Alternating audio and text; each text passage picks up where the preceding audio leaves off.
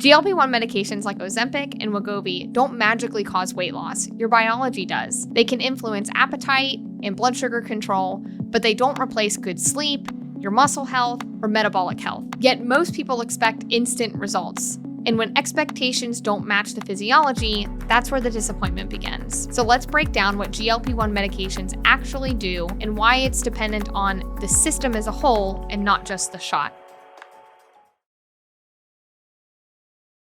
GLP-1 is a naturally occurring peptide hormone that is made by our gut, usually in response to eating food, that kind of signals to the body that, hey, food is coming, and it causes some effects downstream of that. So when it signals to the pancreas, it's usually telling it to decrease glucagon output and increase insulin output, which will help prep the body to handle the incoming blood sugar spike that will happen after eating food. It also will signal to the brain that, hey, we have food coming. You don't have to be pressing the gas on the hunger signal any longer, and actually eventually getting that satiety feeling after you have eaten the meal. Natural GLP-1 only lasts a few minutes though. So when they made these new GLP-1 receptor agonist medications, this is essentially a synthetic version of GLP-1 that stimulates those receptors for longer, that in turn suppresses appetite, helps with blood sugar control, and can help pretty significantly with weight loss. GLP-1 medications have actually been around for a pretty long time in the anti-diabetic community. The first one was approved back in 2005, and there's been more iterations of it ever since then. So we do have some decent long-term safety data with this class of medications. Semaglutide or Ozempic, kind of the most popular one, that was, I believe, the third generation of its kind. Tirzepatide or Mounjaro being the fourth generation of its kind. These are injectable options that can cause pretty substantial weight loss in people who use them. These medications are approved for both blood sugar control in diabetics, but also independently and uniquely for weight loss. These medications are FDA approved both as an anti-diabetic medicine for people who have type 2 diabetes, but also independently for weight loss in people who are obese. For the right individual, these medications can be an amazing tool in the toolkit. But like with any tool in the toolkit, there's some nuance there. There's better candidates than others. In my experience, for somebody who needs to lose a substantial amount of weight and lifestyle changes just aren't making the impact that we want, especially if we're looking, upwards of 50, 60, 70 pounds that need to come off, generally, the benefits of using a tool like that outweigh the risks, as long as there's no, unique contraindications for that patient.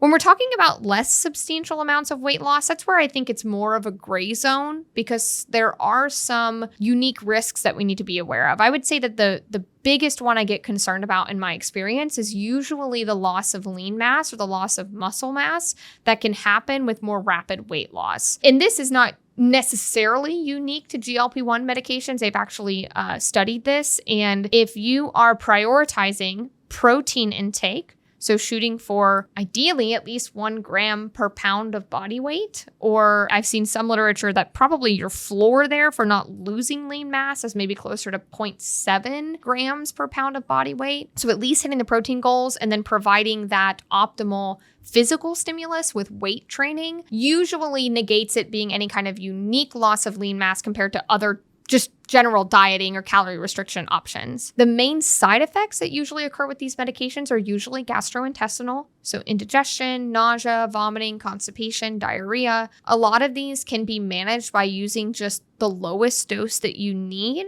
to see the benefits for healthy, steady weight loss, if that's the goal of the medication that you're trying to achieve with your provider. And then also focusing on things like optimal fiber intake, making sure that you're staying hydrated. The part of your brain that tells you you're hungry is actually kind of similar to the part of the brain that tells you you're thirsty. So actually in some people, their thirst signal can be downregulated a bit.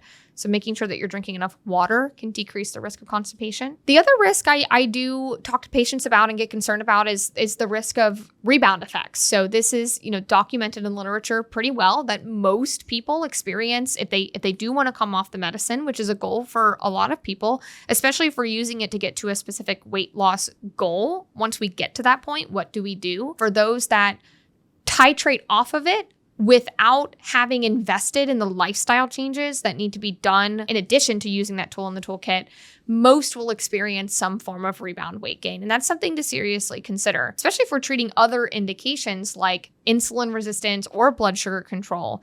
If there are some rebound effects there, this might be a tool in the toolkit that you need to consider long-term, or potentially other anti-diabetic therapies if your provider sees that that's appropriate. But I will say in my experience, most people, if they do the work on the lifestyle side of things, we commonly use the phrase meet the medicine halfway. If they're putting in the work on the nutrition side, on the exercise side, in addition to using a tool like that, especially if they're using at the lowest dose that they need to see healthy, sustainable weight loss, a lot of people can titrate off of it just fine and then maintain with lifestyle. One other thing that I think is really important is to make sure that you're doing this under proper medical supervision when you're using a tool like that with a healthcare provider, not only for the short-term goal to make sure that you're getting to your body composition or your weight loss goal safely, not losing too much lean mass or running into side effects, but also for that long-term strategy that we want to maintain being in a healthy spot metabolically and with your weight loss goals. And that can look like, trending your metabolic markers over time. Occasionally, I'll see people run into issues with other hormones when they're using something like that, especially without proper supervision or maybe overdosing the medication, might run into some thyroid issues. So keeping an eye on those things, working with a qualified provider, monitoring for symptoms, that's really important with these medications. There are other rare risks that are associated with this medication, some of them very serious. So it's another really important reason why you need to sit down with your prescriber, your qualified healthcare provider, to talk about if this is a good tool for you and if there are any contraindications. Ozempic and similar drugs are excellent tools in the toolkit when used responsibly, with proper informed consent, and realistic expectation settings. They offer a generally favorable safety profile, but best results hinge on the clinician, patient, team coming up with a strategy for both short-term and long-term success together.